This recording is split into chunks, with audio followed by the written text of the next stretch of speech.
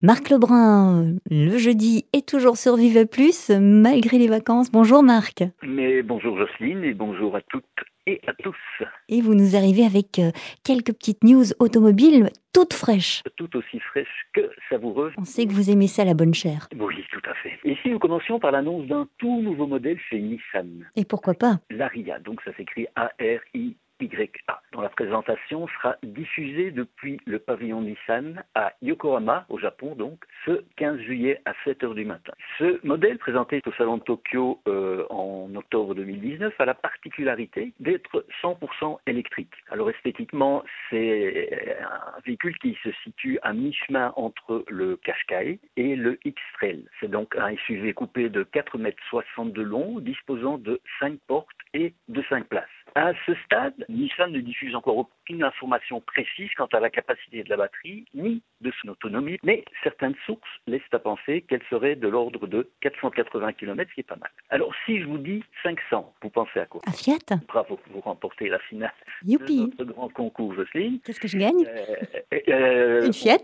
on verra ça plus tard. C'est bien entendu Fiat qui a eu l'idée de génie de commercialiser cette nouvelle 500 en 2007, modèle inspiré de la très populaire 500, produite, elle, entre 1957 et 1975. Aujourd'hui, on ne parle plus de nouvelle 500, mais bien de Fiat New 500. Une voiture zéro émission, donc full électrique cette fois. C'est donc ce 3 juillet que cette New 500 a fait ses débuts officiels. Tout d'abord au palais du Quirinal, où elle était présentée au président de la République italienne, M. Sergio Mattarella, pour ensuite se rendre au palais Chigi afin de présenter la New 500 à M.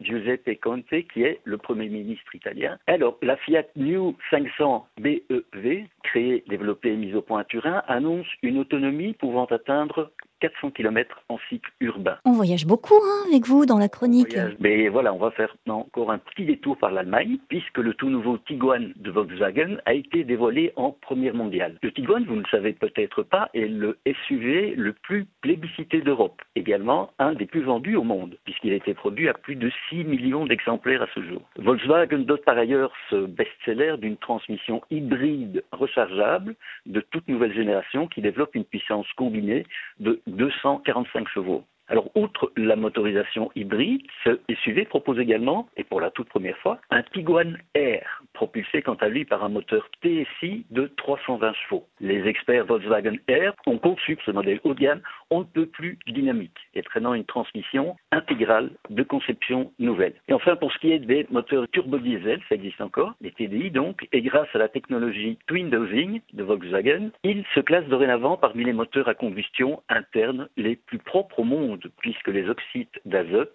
de ces motorisations sont significativement réduits par un système de catalyseur de réduction catalytique sélective double. Bigre, tout ça est très technique. Un peu technique, je vous l'accorde, mais la voiture d'aujourd'hui fait de plus en plus appel à la technologie afin de réduire tant que faire se peut les émissions et d'abaisser les consommations.